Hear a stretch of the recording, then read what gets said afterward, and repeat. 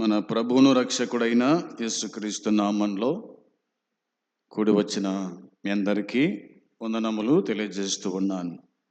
ప్రియమైన వారులారా, మనము ప్రతిదినము కూడా క్రైస్తవులమైన మనము ఎలాగూ జీవించాలా అనేటువంటి అంశం మీద మాట్లాడుకుంటూ వస్తూ ఉన్నాం. ఈ దినము కూడా అదే అంశాన్ని మనము ప్రారంభం చేసుకుందాం. 6వదిగా ద్వితీయోపదేశ కాండము 28వ అధ్యాయం 9వ వచనాన్ని చదువుకుందాం.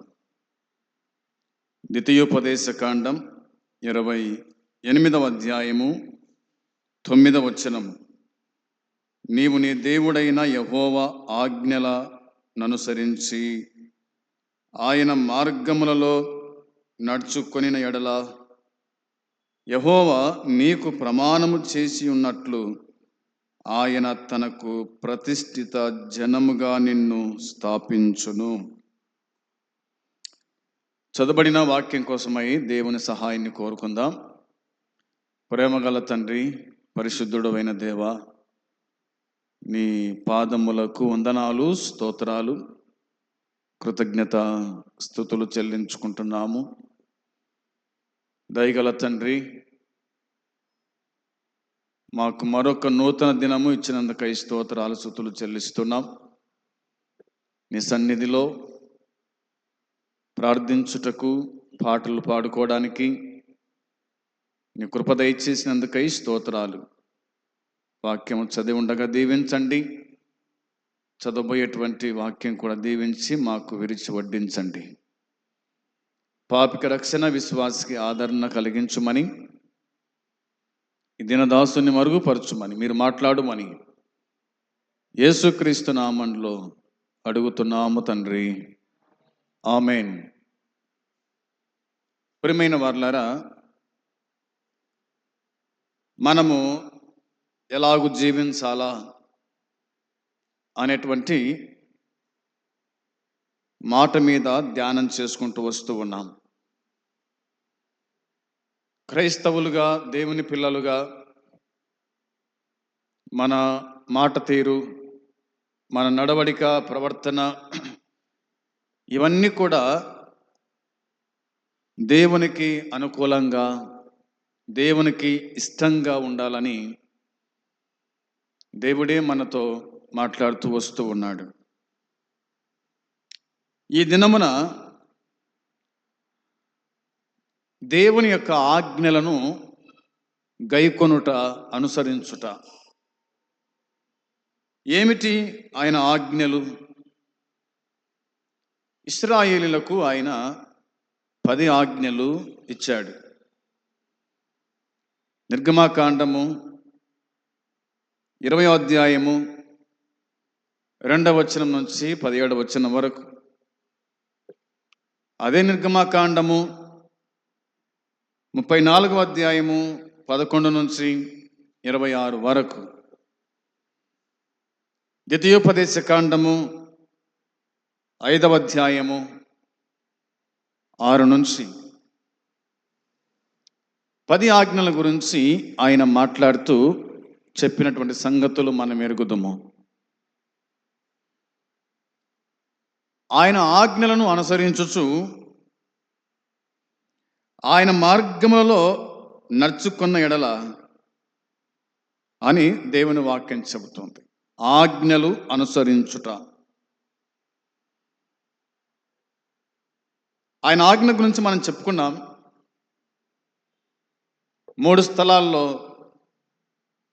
10 ఆజ్ఞల గురించి మనము రెఫరెన్స్ చెప్పుకున్నాం. ఆ రెఫరెన్సులు చదువుకుంటూ మనం ఎవరిని పూజించాలా, ఎవరిని ఆరాధించాలా, ఎవరిని గణపరచాలా, పొరుగువారి పట్ల, తల్లిదండ్రుల పట్ల, సహోదరుల పట్ల దేన్ని ఆశించకూడదు, దేన్ని ఆశించాలి, ఇట్లా ఆ 10 ఆజ్ఞల్లో మనకు కనిపించే మాటలు ఉన్నాయి. అదేవిధంగా మరొక రెఫరెన్స్ మనం చూడగా ఇలాగ దేవుని వాక్యం చెబుతూ ఉంది. లేవియకాండం 22వ అధ్యాయము 31వ వచనము మనం చూస్తే ఇందులో మీరు నా ఆజ్ఞలను అనుసరించి వాటి ప్రకారము నడుచుకునవలెను, నేను యెహోవాను అని అన్నాడు. ఆజ్ఞలు అనుసరించి నడుచుకోవాలన్నాడు. ఈ మాట సెలవిచ్చింది యెహోవా. ఆయన ఎలాంటి వాడో దేవుని వాక్యం చెబుతున్నమాట చూడండి.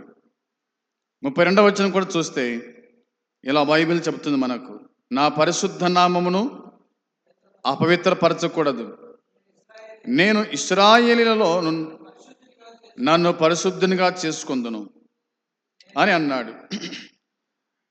నా పరిశుద్ధ నామమును అపవిత్రపరచకూడదు అన్నాడు.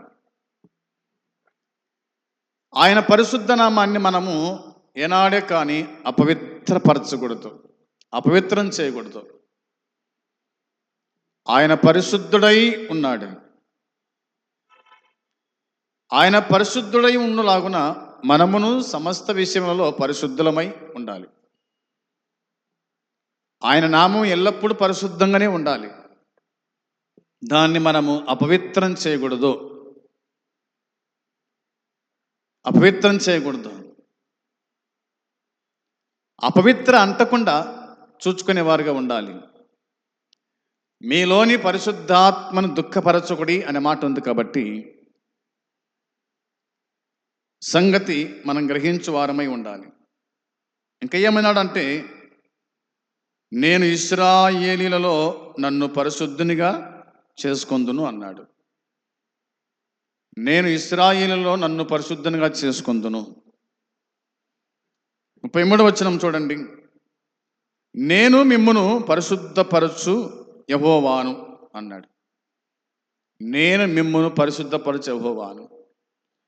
ఆయన పరిశుద్ధుడు కాబట్టి తన పిల్లలను కూడా ఆయన పరిశుద్ధులుగా చేసేవాడు. యేసు రక్తము ప్రతి పాపము నుండి మనల్ని పవిత్రులుగా చేస్తూ ఉంది, పవిత్రులుగా చేస్తూ ఉంది, పరిశుద్ధులుగా చేస్తూ ఉంది. అందుకనే నేను మిమ్మల్ని పరిశుద్ధపరచు యెహోవాను, నేను మీకు దేవుడనై ఉండునట్లు ఐగుప్తు దేశముల నుండి మిమ్మల్ని రప్పించిన యెహోవాను అని చెప్పినాడు. మీకు దేవుడనై ఉండును అన్నాడు. ఆయన దేవుడు కాబట్టి తన ప్రజలైన ఇశ్రాయేలును ఐగుప్తుల నుండి నడిపించినాడు. ఐగుప్తు బానిసత్వం నుంచి ఆయన విడిపించినాడు, తప్పించాడు.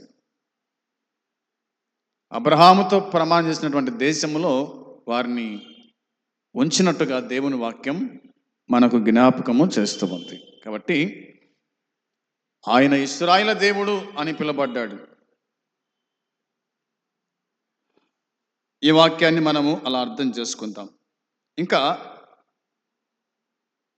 ద్వితీయోపదేశకాండము 7వ అధ్యాయము 6వ వచనం చూడండి. 7వ అధ్యాయము 6వ వచనములో రాయబడిన మాట చదువుదాం. నీవు నీ దేవుడైన యెహోవాకు ప్రతిష్ఠిత జనం, నీ దేవుడైన యెహోవా భూమి మీదనున్న సమస్త జనముల కంటే నిన్ను ఎక్కువగా ఎంచి నిన్ను తనకు స్వకీయ జనముగా ఏర్పరచుకొనెను అని ఉంది. ఎప్పుడైతే మనము ఆయన ఆజ్ఞలను అనుసరించి పాటిస్తామో, నడుచుకుంటామో, ఇక ఆయన చేసినటువంటి కార్యాలు ఏమిటంటే, నీవు నీ దేవుడైన యెహోవాకు ప్రతిష్ఠిత జనము అన్నాడు. మనల్ని దేవుడు తన కోసమై ప్రతిష్ఠించుకున్నాడు, తన కోసమై ఏర్పాటు చేసుకున్నాడు అనేదే దేవుని వాక్యం చెబుతూ ఉంది. నీ దేవుడైన యెహోవా భూమి మీద ఉన్న సమస్త జనముల కంటే నిన్ను ఎక్కువగా ఎంచినాడు. అందరికంటే నువ్వు ఎక్కువ దేవుని దృష్టిలో. నీకంటే అందరు తక్కువనే, నీకంటే అందరు తక్కువనే. ఎందుకు? నువ్వు క్రీస్తు నమ్ముకున్నందుకు, నీవు దేవుణ్ణి వెంబడిస్తున్నందుకు, ఆయన ఆజ్ఞలు పాటిస్తున్నందుకు సమస్త జనముల కంటే నువ్వు ఎక్కువనే. ఏమాత్రం నువ్వు తక్కువ వాడవు కానే కాదు, ఎందులో కూడా తక్కువ వాడవు కాదు. ఏ విషయంలోనైనా కానీ నువ్వు ఎక్కువనే అన్నది దేవుని వాక్యం మనం గుర్తు చేస్తూ ఉంది. అవునా? సమస్త జనముల కంటే నిన్ను ఎక్కువగా ఎంచి నిన్ను తనకు స్వకీయ జనముగా ఏర్పాటు చేసుకున్నాడు. స్వకీయ జనముగా, తన సొంత ప్రజలుగా ఏర్పాటు చేసుకున్నాడు. ఎంత భాగ్యం, ఎంత భాగ్యము దేవుడు మనకిచ్చాడో చూడండి. ప్రతిష్ఠించుకున్నాడు. అందరికంటే ఎక్కువన్నీ చూస్తూ ఉన్నాడు. ఆయన ఏర్పాటు చేసుకున్నాడు. నీ మీద, నా మీద దేవునికి ఎంత ప్రేమ ఉందో ఈ మాటను బట్టి మనము అర్థం చేసుకోవచ్చు. కాబట్టి దేవుని యొక్క ఆజ్ఞలను మనము అనుసరించే వారమై ఉండాలని దేవుని వాక్యం మనకు గుర్తు చేస్తూ ఉంది. 26వ అధ్యాయం చూడండి. ద్వితీయోపదేశ కాండములోనే 26వ అధ్యాయము 18-19 వచనాలు. 26వ అధ్యాయము 18-19 వచనాలు కూడా మనము చూస్తే, మరియు యెహోవా నీతో చెప్పినట్లు నీవే తనకు స్వకీయ జనమై ఉండి తన ఆజ్ఞలన్నిటిని గైకొందువనియు తాను సృజించిన సమస్త జనము కంటే నీకు కీర్తి ఘనత పేరు కలుగునట్లు నిన్ను హెచ్చించుదునని ఆయన సెలవిచ్చినట్లు నీవు నీ దేవుడైన యెహోవాకు ప్రతిష్ఠిత జనమై యుందువనియు ఈ దినమున ప్రకటించినాడు. ఈ 2 వచనాల్లో మనం జ్ఞాపకం చేసుకున్నప్పుడు దేవుని వాక్యం చెబుతున్నట్టుగా, యెహోవా నీతో చెప్పినట్లు నీవే తనకు స్వకీయ జనం. అయితే తన ఆజ్ఞలంటిని గైకొందువని అన్నాడు. తాను సృజించిన సమస్త జనము కంటే నీకు కీర్తి ఘనత, నీ పేరు ఆయన హెచ్చిస్తాడు అనే మాట ఇందులో మనం చూడగలుగుతున్నాం. ఇంత గొప్ప భాగ్యాన్ని దేవుడు తన ప్రజలైన ఇశ్రాయేలీయులకు అనుగ్రహించినాడు. వారి మీద ఉన్న ప్రేమ అంత గొప్పది. వారు ఎన్నోసార్లు తిరుగుబాటు చేసినప్పటికీ, మోసే మాట వినకుండా, దేవుని మాట వినకుండా తిరుగుబాటు చేసినప్పటికీ ఆయన వారిని ప్రేమించాడు, శిక్షించాడు, ప్రేమించాడు, కొట్టాడు, పలకరించాడు, గాయపరిచాడు, గాయాన్ని మానిపినాడు.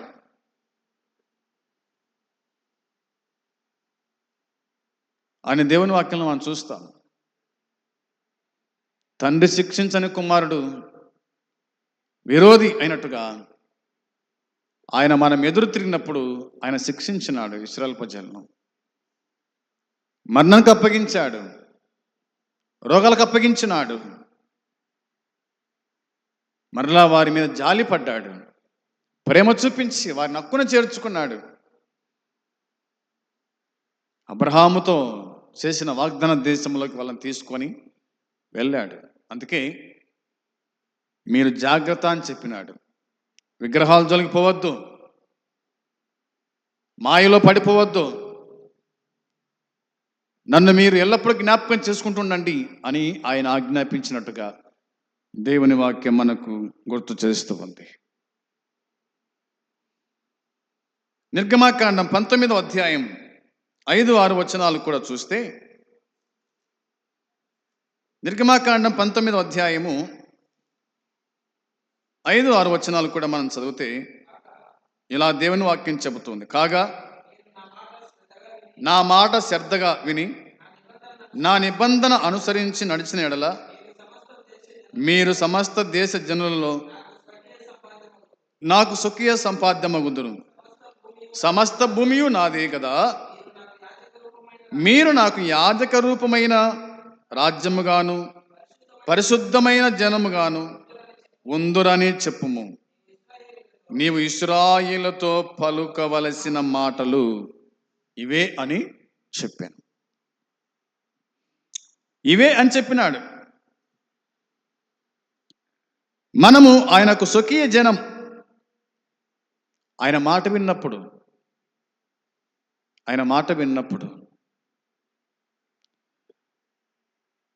తరువాతి మాట మనం చూస్తే సమస్త భూమియు నాదే కదా అన్నాడు. సమస్త భూమియు నాదే. ఈ భూమండలం మొత్తం ఆయనది. 1000 కొండల మీద పశువులన్నీ కూడా ఆయనే. నీవు నేను కూడా ఆయన వారమే. అలా చెప్తూ ఇలాగన్నాడు, మీరు నాకు యాజక రూపమైన రాజ్యముగాను అన్నాడు. యాజక రూపమైన రాజ్యముగా పరిశుద్ధమైన జనముగా ఉందురని చెప్పుము. మనము యాజకులము, పరిశుద్ధ జనం. మనము యాజకులం, దేవుని యాజకులం, పరిశుద్ధ జనం అని మనకు దేవుడు పేరు పెట్టాడు. ఇశ్రాయేలుకైనా పేరు పెట్టినాడు. ఇశ్రాయేలు అనగానే వారు పరిశుద్ధ జనము అని, వారు ప్రత్యేకించబడిన వాళ్ళు అని, దేవుని చేత ఏర్పాటు చేయబడిన వాళ్ళు అని మనకు అర్థము అవుతూ ఉంది. ఆ విధంగా వారి గురించి మాట్లాడుతూ ప్రభు వచ్చినట్టుగా మనం చూస్తాం. ఆయన వారిని ఏ విధంగా మోసాడో దేవుని వాక్యం మనకు బాగా తెలియజేస్తూ ఉంది. చూడండి, 4వ వచనంలో ఈ విధంగా రాయబడింది కదా. 4వ వచనంలో రాయబడిన మాట 19:4లో, నేను ఐగుప్తీయులకు ఏమి చేసితునో మిమ్మును గద్దరెక్కల మీద మోసి నా యొద్దకు మిమ్మల్ని ఎట్లు చేర్చుకుంటున్న మీరు చూచితిరి అన్నాడు. ఐగుప్తులకు చేసిన కార్యం మీరు చూశారు. నేను మిమ్మల్ని గద్దరెక్కల మీద మోసితిని అన్నాడు. వారిని మోసాడు, వారిని నడిపించినాడు, వారిని కాపాడినాడు, వారిని పోషించినట్టుగా దేవుని వాక్యమే మనకు జ్ఞాపకం చేస్తూ ఉంది. 119వ కీర్తన కూడా మనం జ్ఞాపకం చేసుకుంటే ఇలా రాయబడింది. 98వ వచనం. 119వ కీర్తన 98వ చరణం మనం చూడగా, పరిశుద్ధ గ్రంథమైన బైబిల్లో మనం జ్ఞాపకం చేసుకున్నప్పుడు ఇలా రాయబడింది, నీ ఆజ్ఞలు నిత్యము నాకు తోడుగా ఉన్నవి, నా శత్రువులను మించిన జ్ఞానము అవి నాకు కలగజేయుచున్నవి అన్నాడు. దేవా యెహోవా, నీ ఆజ్ఞలు నిత్యము నాకు తోడుగా ఉన్నాయి. ఎప్పుడైతే మనం ఆయన ఆజ్ఞలు అనుసరిస్తామో అదే ఆజ్ఞలు మనకు తోడై ఉంటాయి. అందుకనే బైబిల్ను మనం మొయ్యాల. బైబిల్ మనం మోస్తే మన వృద్ధాప్యములో బైబిలే మనల్ని మోస్తూ ఉంది. బైబిల్ మనం మోయకపోతే బైబిల్ మనం మోయదు. అనగా మనము పాయములు ఉన్నప్పుడు, యవన కాలం ఉన్నప్పుడు దేవుని పనిలో మనం ముందుకు కొనసాగాల. వృద్ధాప్యములో ఆయన మనకు తోడై ఉంటాడు. ఆయన మనల్ని కాపాడుతాడు, సంరక్షిస్తాడు అనేది దేవుని వాక్యం చెప్తున్న మాట. నా శత్రువులను మించిన జ్ఞానము అవి నాకు కలగజేయుచున్నవి అన్నాడు. మించిన జ్ఞానం. దేవుడు నీకు మించిన జ్ఞానం ఇచ్చాడు. శత్రువులకు మించిన జ్ఞానం ఎవరికి ఉంది? దేవుని పిల్లలకు ఉంది. సొలొమోను జ్ఞానం అడిగాడు, దేవుడిచ్చాడు. యాకోబు పత్రికలో రాయబడిన మాట అదే కదా, మీలో ఎవరికైనా జ్ఞానము కొదువగా ఉన్నడల వాడు దేవుణ్ణి అడగవలను, అప్పుడు అది దేవుడు వానికి సమృద్ధిగా అనుగ్రహించను. కాబట్టి బైబిల్ చదువుతూ చదువుతూ చదువుతూ చదువుతూ ఉండగా దేవుడు మనకు మంచి జ్ఞానం ఇస్తాడు. బైబిల్లో వ్రాయబడిన మాటలు లోకములు ఎక్కడ ఏ పుస్తకములు కూడా రాయబడలే. బైబిల్లో ఉన్నటువంటి సత్యాలు, బైబిల్లో ఉన్నటువంటి మర్మాలు ఏ గ్రంథం మనకు చెప్పదు, ఏ గ్రంథములు లేవు. దీంట్లో అన్నీ ఉన్నాయి. పిల్లలకున్నాయి, పెద్దలకున్నాయి, అందరికి ఉన్నాయి. ఈ సృష్టి యావత్తు ఎలా కలిగిందో ఉంది, ఏది ఎలా చేయాలో ఉంది. కాబట్టి దైవ గ్రంథమైన బైబిల్ను చదవండి, కొనండి, చదవండి. నువ్వు ఎన్నో రెట్లు, 1000 రెట్ల కంటే ఎక్కువ నువ్వు బాగుపడతావు. దేవుడు మించిన జ్ఞానం నీకు అనుగ్రహిస్తాడు. ఇటువంటి జ్ఞానము మరెక్కడ కూడా లేదు అన్నది దేవుని వాక్యం చెబుతుంది. కాబట్టి నా శత్రువులను మించిన జ్ఞానము అవి నాకు కలగజేయుచున్నవి అన్నాడు. కలగజేస్తూ ఉన్నాయంట. 144వ చరణం కూడా చూడండి. అక్కడనే 144వ చరణం కూడా రాయబడింది, నీ శాసనములు శాశ్వతమైన నీతి గలవి, నేను బ్రతుకున్నట్లు నాకు తెలివి దయచేయము అన్నాడు.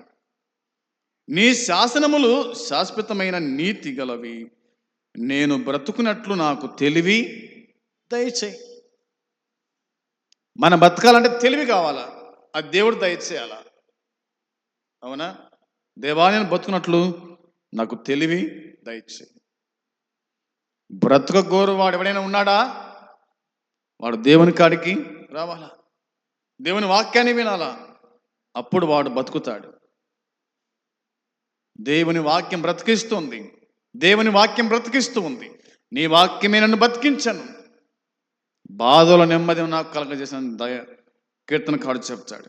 కాబట్టి నేను బతుకున్నట్లు నాకు తెలివి దయచేయము అనే మాట. సామెతల గ్రంథం 4వ అధ్యాయం 4వ వచనం చూడండి. సామెతల గ్రంథం 4వ అధ్యాయము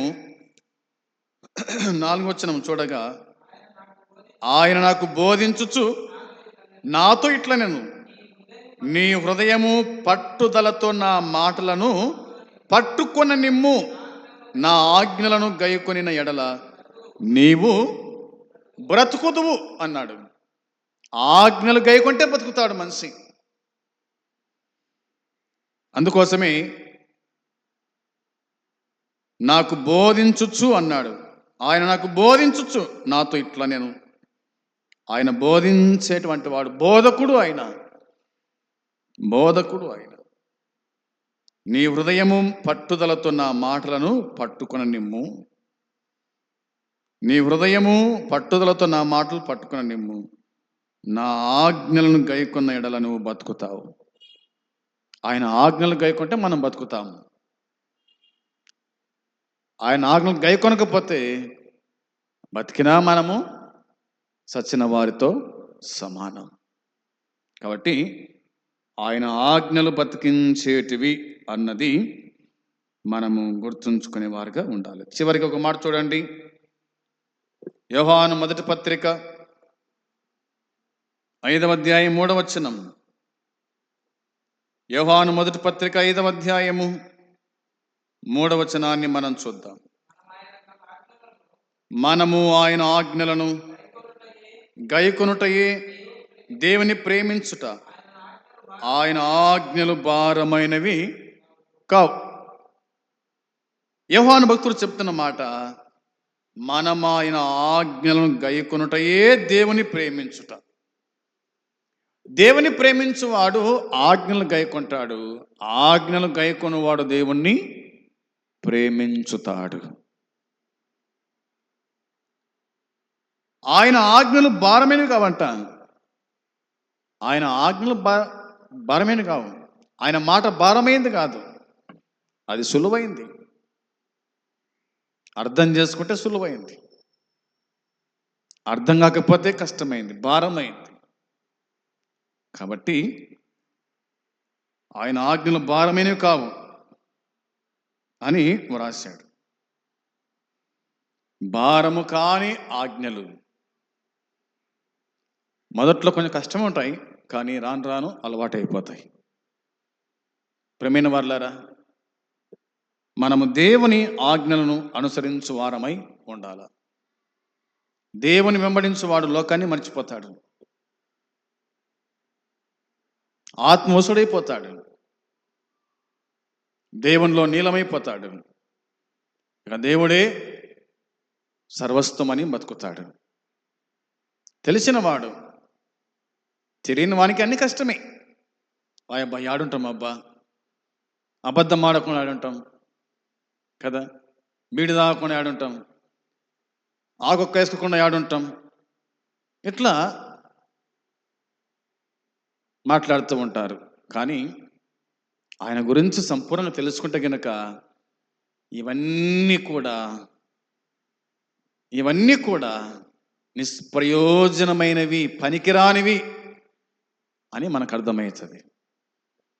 అందుకే ఆయన యందు విశ్వాసం ఉంచి ఆయన ఆజ్ఞలు గైకొనువాడు ఆయనను ప్రేమిస్తాడు. ఆయన మనల్ని ఎప్పుడో ప్రేమించాడు, జగత్ పునాది వేయబడకముందే ప్రేమించినాడు. కాబట్టి ఆయన ప్రేమలో ఆయన ఆజ్ఞ మనకు తోడుగా ఉంటుంది. ఆయన మనతో ఉంటాడన్న సంగతి గుర్తు చేసుకుంటూ ఆజ్ఞలు పాటిస్తూ మనము జీవించుదాం. అట్టి కృప దేవుడు మనకు సమృద్ధిగా అనుగ్రహించునుగాక. ఆమేన్. ప్రార్థన. ప్రేమగల తండ్రి, పరిశుద్ధుడు అయిన దేవ, నీ పాదములకునైనా వందనాలు, స్తోత్రములు, కృతజ్ఞతాస్తుతులు చెల్లించుకుంటున్నాం. క్రైస్తవులమైన మేము ఏం చేయాలనో మీరు రాసిన మాటకై స్తోత్రాలు. ఆజ్ఞలు గైకొనుట, అనుసరించుట, నీ ఆజ్ఞల గురించి మేము ఆలోచన చేయగలిగినాం దేవా. మరి నీ ఆజ్ఞలు పాటిస్తూ నేను వెంబడిస్తూ నీతో ఉండే కృప మాకందరికీ సహాయం చేయమని, అలా జీవించుటకు సహాయపడమని మీకు అప్పగించుకుంటూ యేసుక్రీస్తు నామములో ప్రార్థించి అడిగి స్తుతించి పొంది ఉన్నాము తండ్రి. ఆమేన్. పరలోకమందున తండ్రి ప్రేమ, ప్రభు అయిన యేసుక్రీస్తు కృప, పరిశుద్ధాత్మ సన్నిధి సహవాసం కూడి వచ్చిన మనకు సకల పరిశుద్ధులకు ఇప్పుడు ఎల్లప్పుడు సదాకాలము తోడై ఉండునుగాక. ఆమేన్. అందరికీ వందనాలు.